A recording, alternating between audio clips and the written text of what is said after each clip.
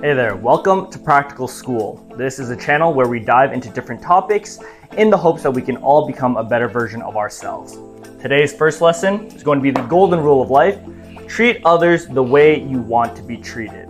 One of the longest lasting golden rules of life. This is actually stemmed from every different religion across hundreds and thousands of years, streaming from Buddhism, Christianity, Islam, you name it.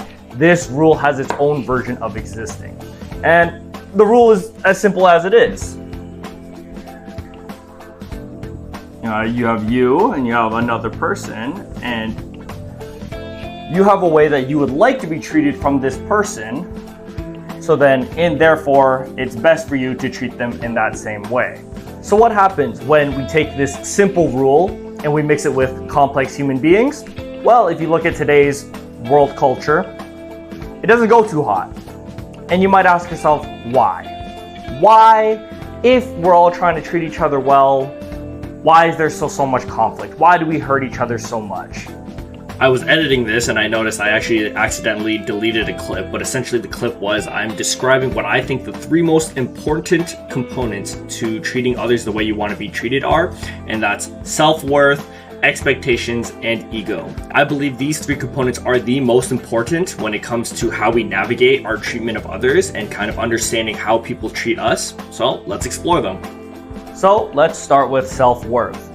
Very often when we try to apply this rule, we end up treating other people worse than we would treat ourselves. And on the flip side, and honestly a really bad one, you really shouldn't be treating other people worse than you would even treat yourself. Now you might be thinking to yourself, oh, professor, what do you mean? I'm such a good person. I only treat others fairly. Shut up.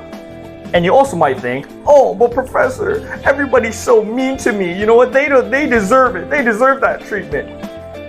Also shut up. Because what we can apply here and what's true is you are never as good as you think you are. And at the same time, you are never as bad as you think.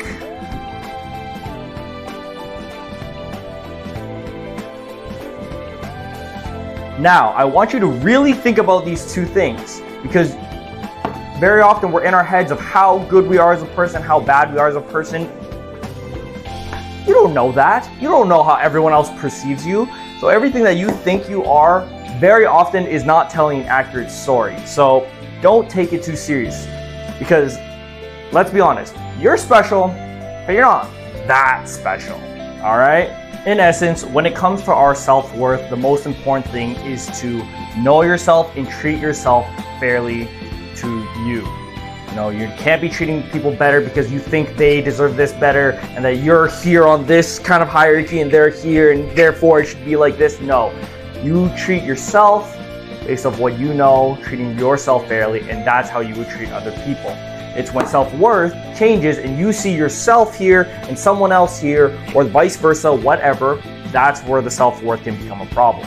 Now, funny enough, I know self-worth and ego, that can sound like a lot of ego problems, and it is. And the funny thing about all three of these is that they actually all connect to each other. But before I get into that, let's get into expectations. Now, expectations is one of the things, when we do actions in this world, we see things sometimes as a transaction. If I do this good thing for you, I expect this in return. Now that's very different when we're thinking about generosity. I'll write this down. Generosity versus transaction.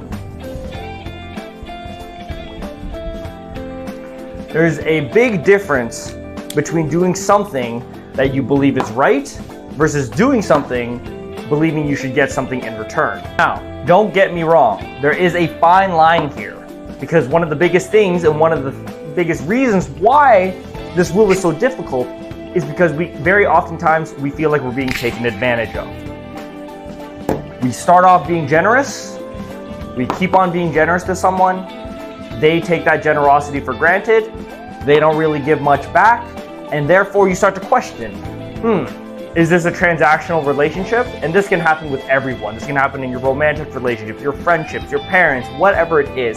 And this is where very often we get hurt as people, and we can stop thinking about being generous and just start thinking about, okay, well, what am I getting? And this is very often a problem for people, especially people pleasers, where they start to grow resentment and they can think, oh, well, what's the point of me doing all these nice things if no one's nice to me back?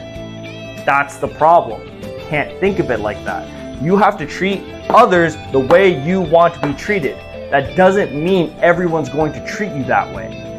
Everyone is their own different person. They grew up with different values, different sufferings, different traumas, everything. They're all different than you. You can't expect them to now understand the way you understand something. Two different people can experience the same behavior in a completely different way. The reason why this is even a golden rule is because the way you want to be treated, this ending part, is the only part that you can control. Everyone else, you can't control the way they like to be treated, the way they live their lives, how they're going to treat you. All of these things you can't control. All you can control is the way you want to be treated. And I would like to believe most people want to be treated with some sort of generosity. And even that generosity looks different for you and I. So, in all, with expectations, all you can do is do what you believe is right. The second you start having expectations and seeing it as a transaction, of equivalent exchange and all of this, that's where it all goes bad. Just do what you believe is right. Write that down if you have to. Funny enough, that's actually a good segment into our next section, which is ego. Oftentimes, we associate ego with arrogance, but very often, ego actually comes up in morality as well.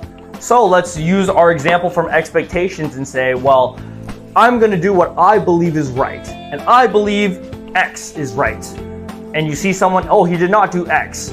Oh, if he doesn't do that, therefore he is not a good person. Now, at this point, it should be very clear that other people are not you. And because of that, who are you to decide how others should want to be treated? The main point to get out here with your ego is to understand that you will not understand what another person believes and knows what is good treatment for themselves. And because you factually cannot know that for sure, you therefore should not act so strongly and impose your own treatment onto them. So where does that leave us? That leaves us with some pretty difficult things to think about, but when we still go back to the golden rule, treating others the way you want to be treated is the fundamental starting point of beginning to understand your own morality. And therefore, once you take that extra step of understanding other people have their own versions of this, that's where we can now begin to understand that even though we're different, we can begin to start understanding each other. And I'm going to erase this because the strongest skill that we need in order to not only understand ourselves and what we want, but also understanding other people and what they want is this wonderful thing that unfortunately many people do not have, is self-awareness.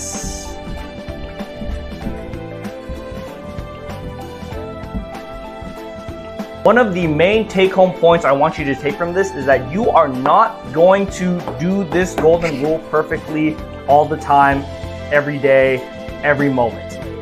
It's factually impossible that you will not be able to do this. You are going to mistreat someone. You're going to give someone extra treatment that they don't deserve, or that it's something you wouldn't have even treated yourself that way. It's just bound to happen.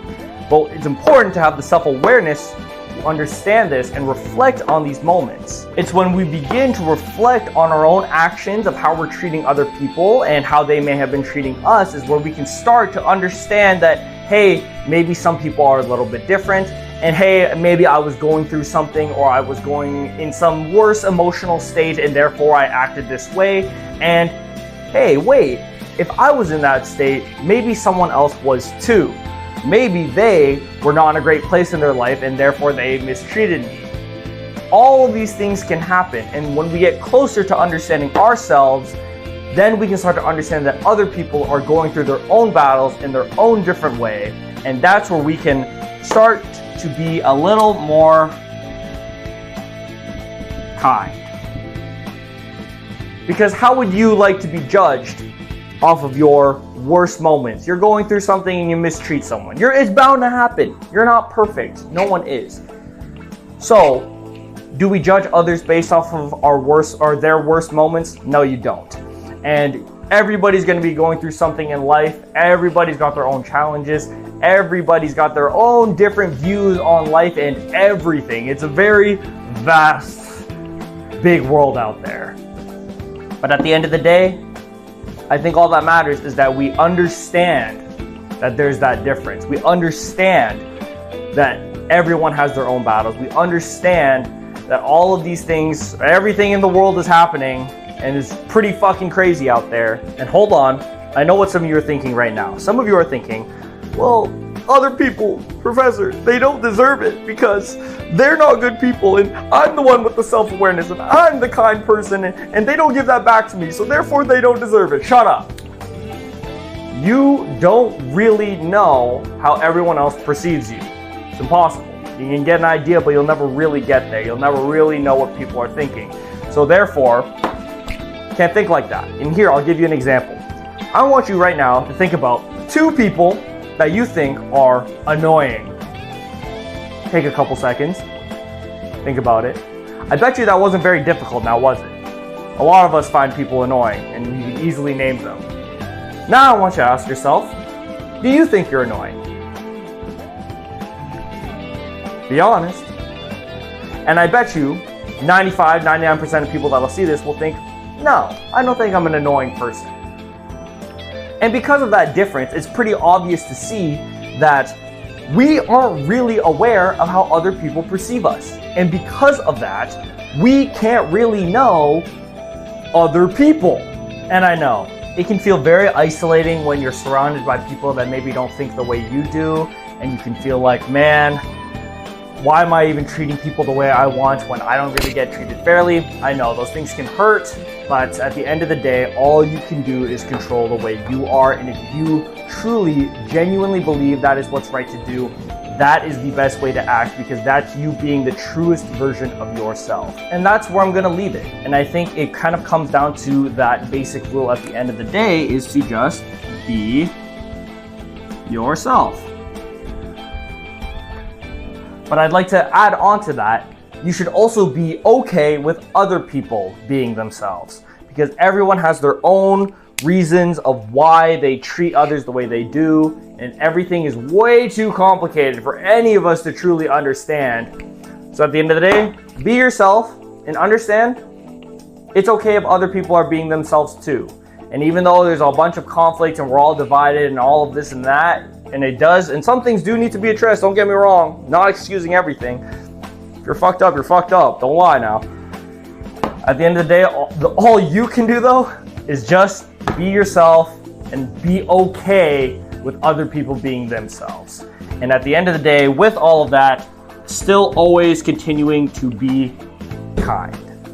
I like to honestly believe that if we act with kindness onto each other, everyone will be a little more comfortable being themselves, and therefore them being themselves, we can understand each other better. And when we have more open and honest dialogue, we can then become better versions of ourselves, and life's a little bit better for everyone. Thank you. This has been the first lesson of Practical School. If you enjoyed this video, please like and subscribe or follow or whatever. Thank you, and I'll see you in the next video.